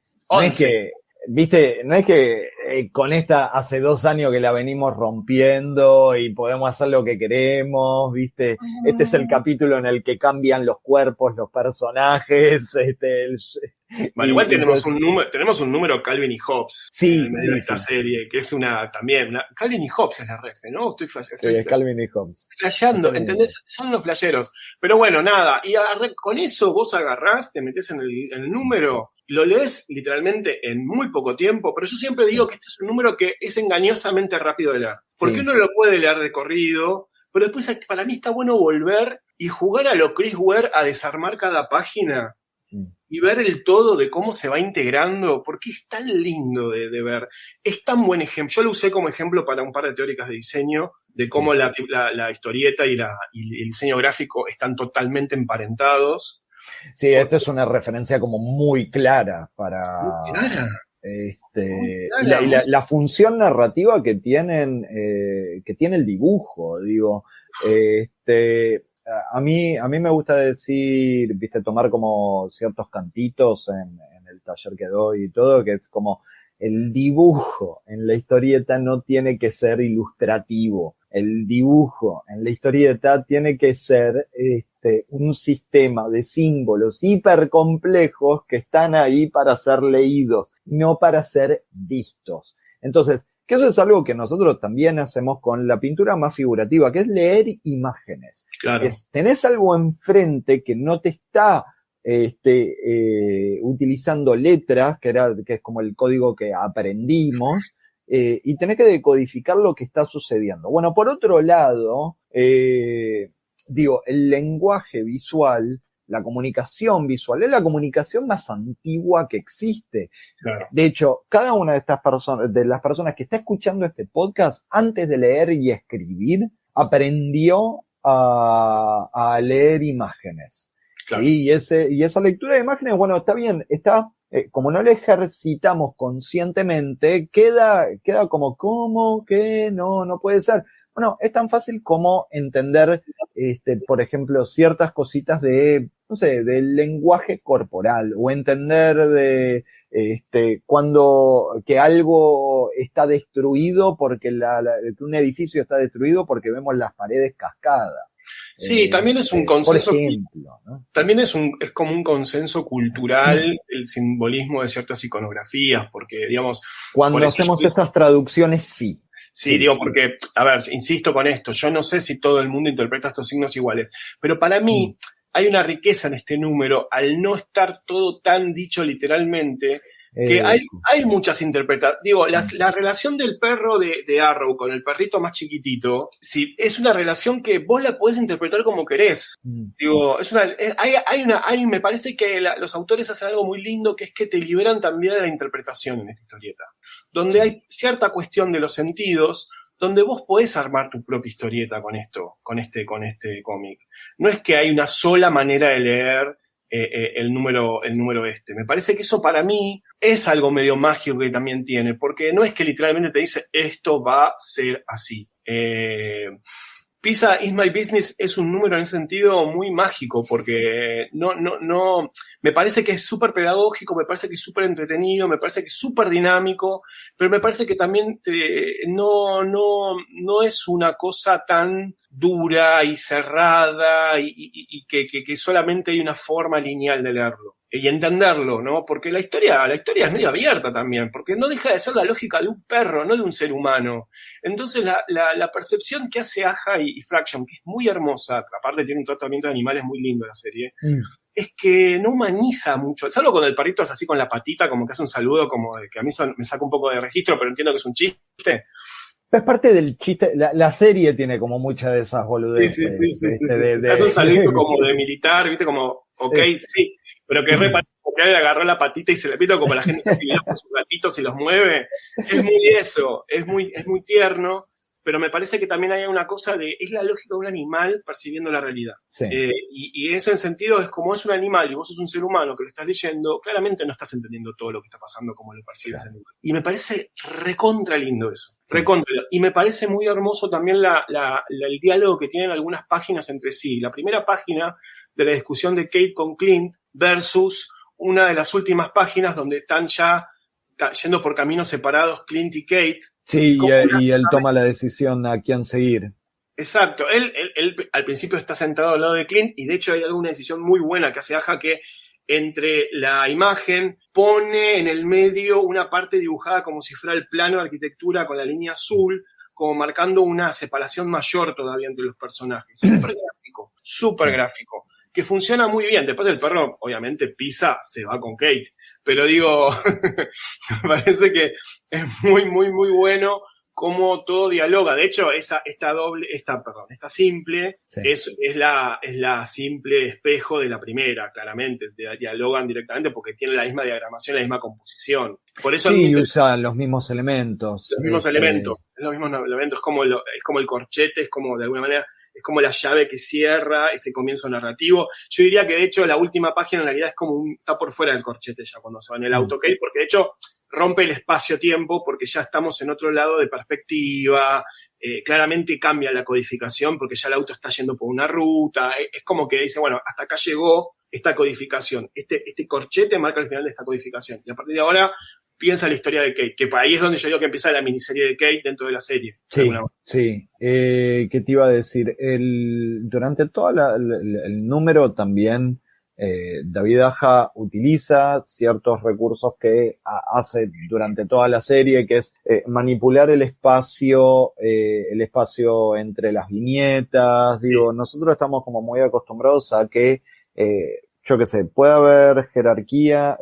siempre hay jerarquía, o casi siempre hay jerarquía dentro de la construcción de una página. Esto quiere decir de que hay viñetas que son más grandes que otras, que va cambiando esas dimensiones, pero en general todas las historietas tratan de mantener el espacio entre las viñetas de manera constante. Y David Aja juega muchísimo con el espacio entre las viñetas. Ahora, este recurso a nosotros cuando nosotros estamos como muy acostumbrados a un tipo de norma, empieza a llamarnos la atención. Entonces, el espacio entre las viñetas, gutter, calle, incluso lo escuché nombrar como medianil, que decís, vos venís de diseño gráfico y me mencionás medianil, es como que veas cuadratín, te voy a mandar. El espacio entre las viñetas es una cosa muy interesante, semióticamente hablando. Claro.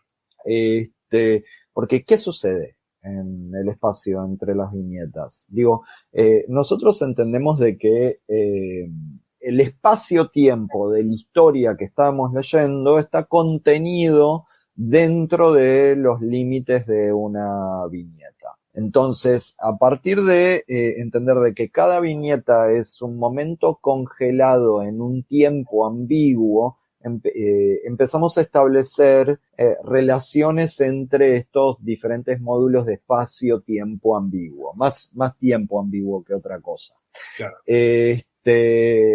Y nosotros tenemos la idea de que pasa un tiempo. No un tiempo que nosotros podemos cronometrar, sino la idea de tiempo pasar, ¿sí? Y eso es lo que le otorga también a la historieta toda esta cualidad como de juego, ¿no? Todas estas oportunidades de juego con la cuarta dimensión que es el tiempo.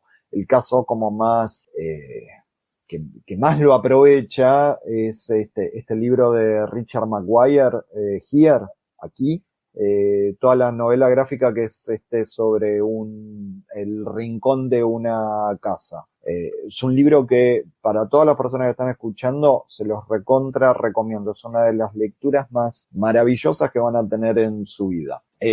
No lo conocía. La próxima vez que nos veamos, Pato, te presto el libro. Porque conviene más leerlo en persona que otra cosa. Sí.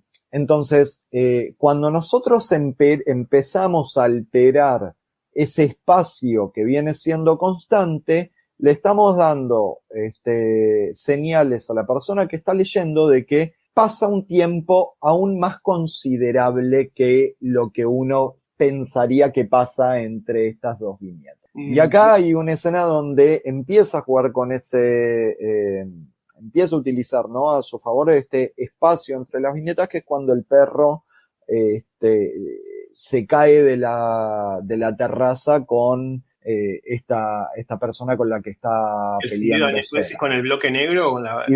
y después va ese bloquecito negro. Ahí lo busco y trato de encontrar el numerito de página. Ay, no, es que no sé, porque están las publicidades, yo qué sé, claro.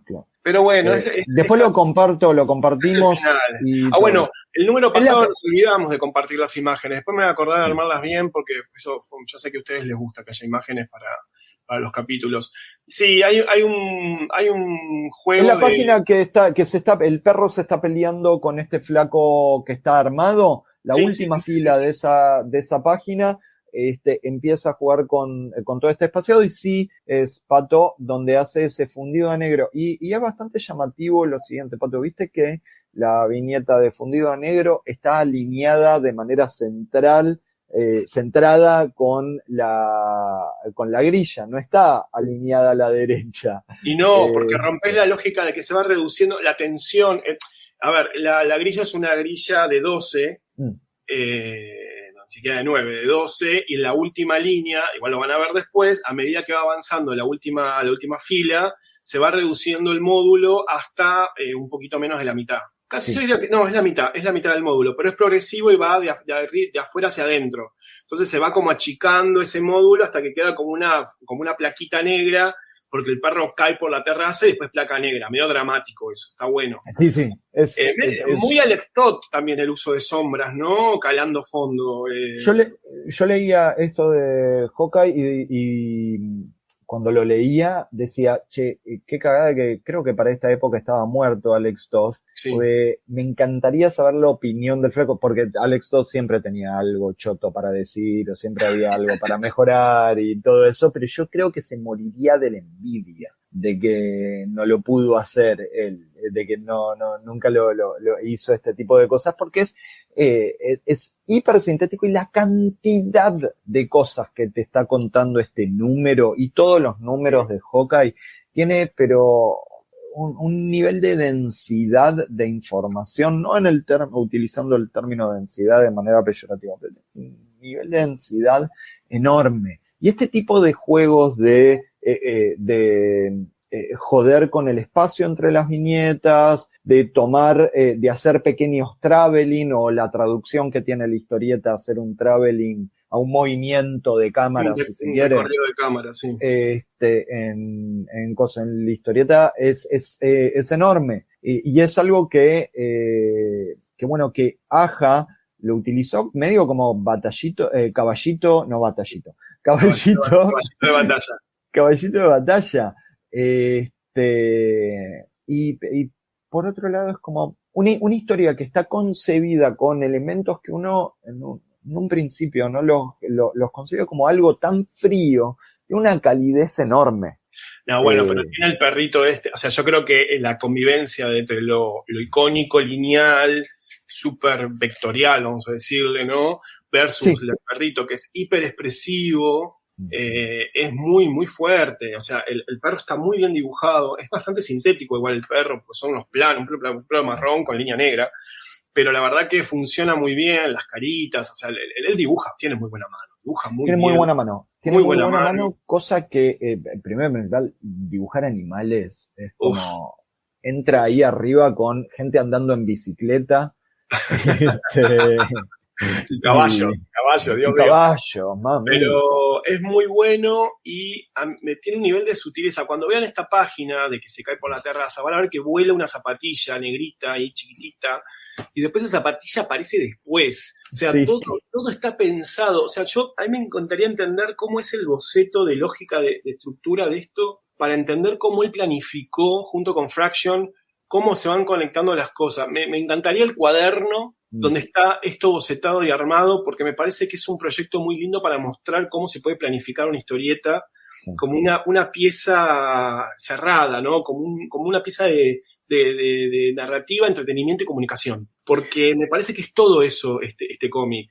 Está bueno para mostrarlo en la facu y está bueno para leerlo en el subte. Me parece que ese encuentro me parece súper lindo de este cómic, ¿no? Porque nosotros nos podemos poner re académicos y analizarlo y desglosarlo y armarlo y hablar de semiótica, comunicación, sistema visual gráfico, síntesis, un montón de cosas que para algunos quizás es re aburrido escuchar eso, pero por otro lado tiene un componente de re cálido con el personaje del perro de Arrow, que es un personaje hermoso, tiene un componente de entretenimiento clarísimo, es súper llevadera la historia, me parece que tiene algo muy lindo que lo puede leer alguien muy, muy chico y se puede divertir con la historia, y lo lee un comiquero old school, rancio, viejo como nosotros, y también le va a gustar, ¿entendés? Porque es así, digo, nosotros somos comiqueros viejos ya, y este cómic dialoga tanto con una cosa muy tradicional de la historieta también, que es súper linda, que me parece que por algo tiene los premios que tiene este cómic también, digo, no vamos, sí. No vamos a está premiado, el cómic está bueno, pero la verdad que hay un reconocimiento a este cómic realmente muy, muy notorio. Y la verdad que este cómic, en el momento en el que salía, despertaba las mismas pasiones que hoy en día está teniendo Javier Rodríguez con Martian Manhunter. Con Martian Manhunter, y ni hablar con Satana.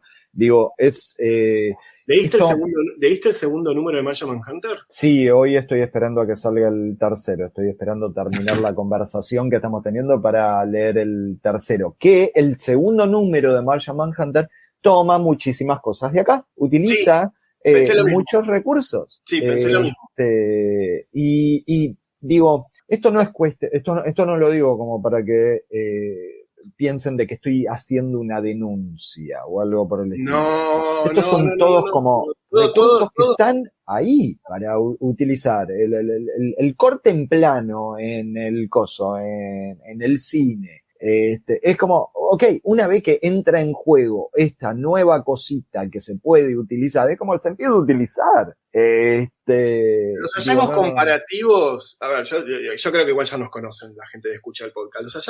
La mayoría de los hallazgos comparativos, salvo que pongamos una voz medio socarrona, los hallazgos comparativos que hacemos Pablo y yo no son desde la denuncia, sino de la celebración. Porque por favor, esas hipótesis son hipótesis que uno hace sin tener, esto tiene que ver un poco con la lógica que hacemos en el posgrado de ilustración sobre las cosmografías, que les decimos a los estudiantes que generen hipótesis e investiguen un ilustrador y generen hipótesis sobre relaciones que ellos creen que hay, que no hace falta justificarlas con documentación, es simplemente qué les pasó, qué conectaron. Y nosotros hacemos mucho eso en este podcast. Conectamos cosas que nos parece que se vinculan, pero no desde el punto de vista, se copió, no, es que grosso que esto tiene algo que a nosotros nos parece que se conecta con esto. Es más como es un festejo realmente, porque uno dice, qué lindo que esté pasando eso en cómics. A mí me encanta.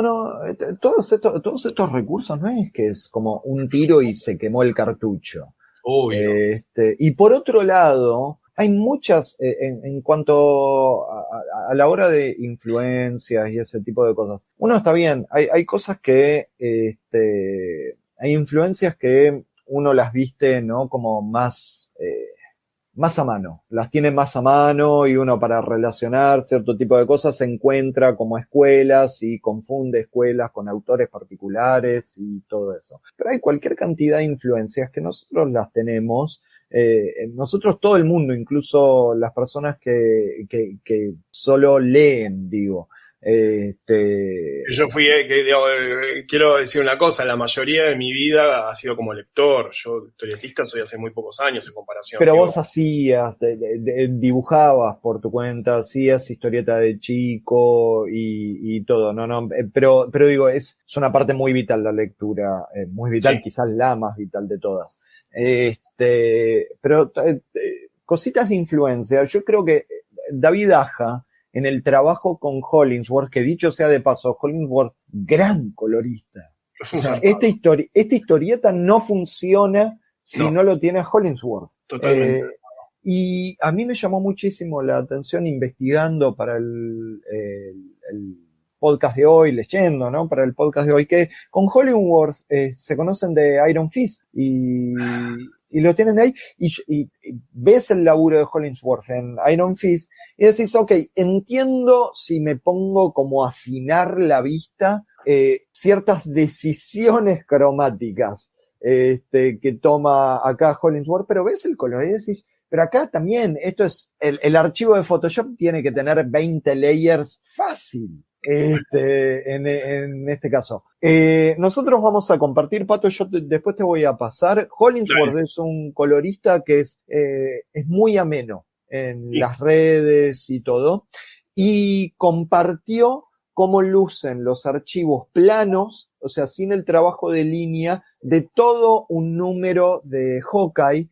Qué hermoso. Y vos lo ves y decís, entiendo perfectamente, pero perfectamente, cuando empieza una escena y cuando termina y cuando arranca la otra. Yo creo que también esas cosas, Pato, las comparte Hollingsworth, porque debería estar como medio podrido de los termos que le decían, este es el laburo más fácil de tu vida, tiraste colores planos y que bla, bla, bla. El color no solo es clave para setear el tono de algo, de una escena o de una obra en general, de lo que sea, pero el color es la última línea de defensa para organizar la información. Ustedes ven colores. Sí, sí. Todo el mundo vemos el color antes que la línea. Y nuestra reacción emocional es primero con el color, primero decodificando el color o interpretando, mejor dicho, el color, que con cualquier otra cosa. A mí en la facultad me pasa todo el tiempo, Pato. Pregunto, ¿por qué esto me da felicidad? Y lo primero que dicen es porque los colores son felices. Ok, claro. Primero, chicos, ya estamos bien adentro del cuatrimestre, no me pueden usar ese lenguaje para cosas. Pero digo, siempre, Pato, lo primero que utilizamos, el primer elemento que utilizamos como para tratar de explicar una imagen es el color. Claro. ¿Sí? No es porque esta línea me da felicidad. Ah, mira qué interesante. ¿Y cómo es que te da felicidad? Las líneas dan felicidad. Hay ciertas líneas que transmiten felicidad. La dirección de la línea tiene un significado. Hay líneas que son más pasivas, hay líneas que generan desequilibrio, hay líneas que nos dan expansión, hay líneas, ni hablar si le empezamos a sumar al valor de línea, a la modulación de la línea, si es que tiene modulación, le empezamos a sumar textura encima. Entonces son todos elementos que a la hora de la lectura nosotros los leemos, pero los leemos en un plano no consciente. ¿Por qué? Porque todas estas cosas están puestas ahí para que las leyamos de inmediato y que nosotros nos enfoquemos en el código que tenemos que decodificar, que es el código de lectura alfanumérico. Claro. ¿Sí? Porque si, digo todo este tipo de cosas porque si no, si estamos conscientes a la hora, 100% consciente, ¿no? Si no activamos la inconsciencia, el inconsciente, el subconsciente, en el proceso de lectura, se nos hace muy confuso la lectura en sí, porque ahí es cuando decimos, si entramos como muy conscientes al proceso de lectura, decimos, ok, ¿qué tengo que leer primero? ¿El dibujo? No, las letras, pero ¿por qué no puedo hacer esto o lo otro? Es como ¿cómo decirlo? Ayer justo yo decía, estábamos en la facultad corrigiendo unas entregas de alumnos y yo decía que las cosas no se leen como un sándwich, se leen como una ensalada. Qué lindo, qué lindo, qué lindo. Como está todo integrado, está bien, hay niveles de jerarquía, capaz veo primero los tomates, digo, pero Sí. es una ensalada, está todo como de alguna manera vinculado, no es que vas leyendo capas, o sea, sí, hay que decir, pero los órdenes de lectura y la jerarquización, sí, yo entiendo, pero no es que está disociada cada parte, es como, está más integrado, me parece que está bueno pensar la unión de signos como algo más integrado y no como una cosa disociada parte a parte. Che, una cosita, Pablo, que quiero decir antes de olvidarme, que si les suena el nombre, que les tiene que sonar el nombre de Hollingworth, es porque ya lo vimos con Catwoman también, Ay, ¿no? tenés razón. Claro, Sí, lo que pasa es que yo sigo recordando lo de Catwoman como aquella vez que dije fue Alred el que lo colorió. No, Alred trabajó con Darwin Cook, pero el color es de Hollingworth. Que si lo ven, también vinculamos muchos a Catwoman con Año 1, digamos, hay una cosa de los colores, estos marrones, estos naranjas que aparecen, estos amarillos, digo, hay un clima que a mí me remite mucho a Año 1, gran obra, está muy buena. Y por otro lado, estas tres obras que estamos mencionando, Año 1, los 4 números de Cook en Catwoman y toda esta corrida de Hawkeye, lidia con el thriller.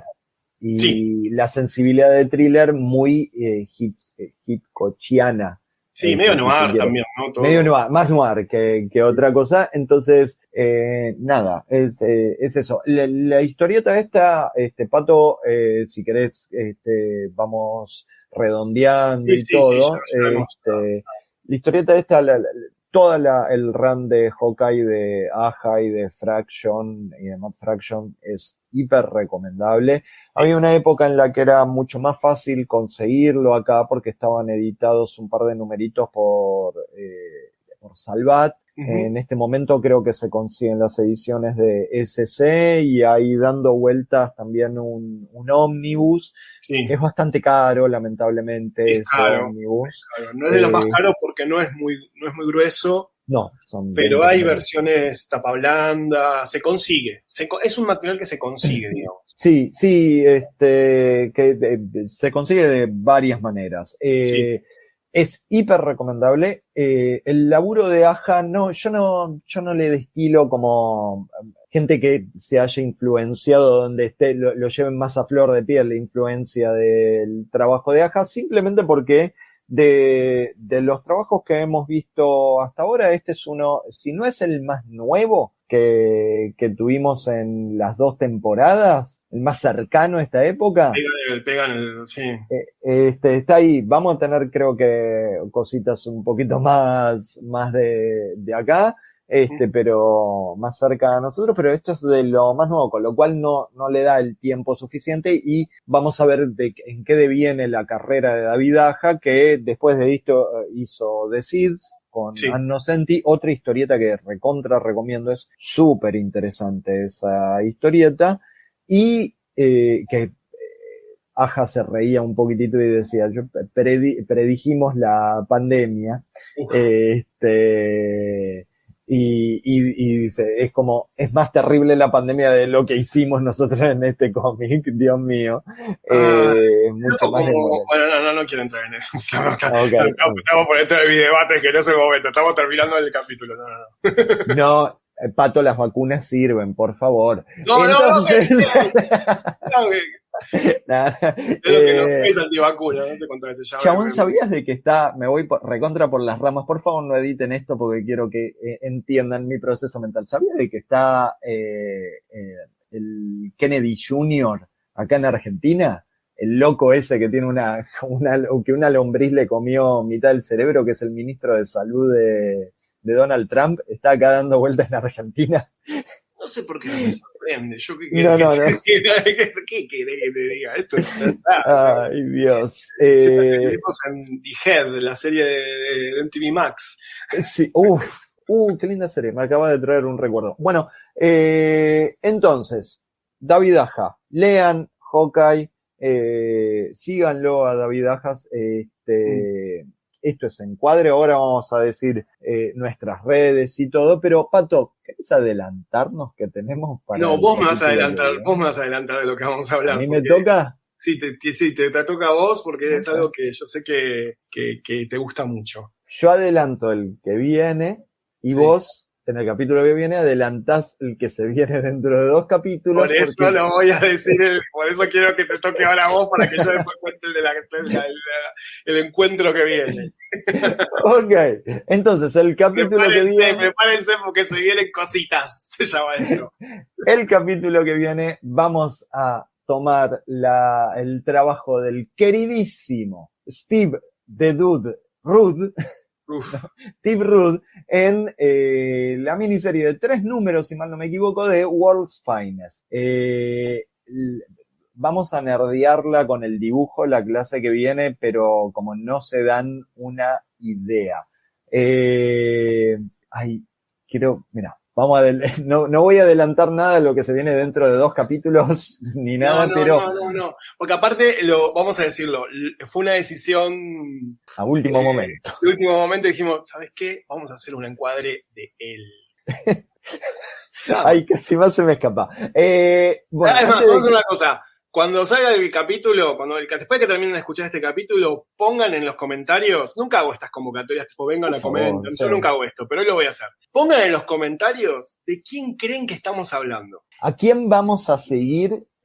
¿Con quién vamos a seguir analizando después de Steve Rudd? Después de Steve Rudd, ¿quién cree que viene después? Por favor, me muero por leer lo que están pensando en su cabeza en este momento. Ay, Dios. Y sepan de que no se lo imaginan. Entonces, ¿dónde te siguen, Pablo?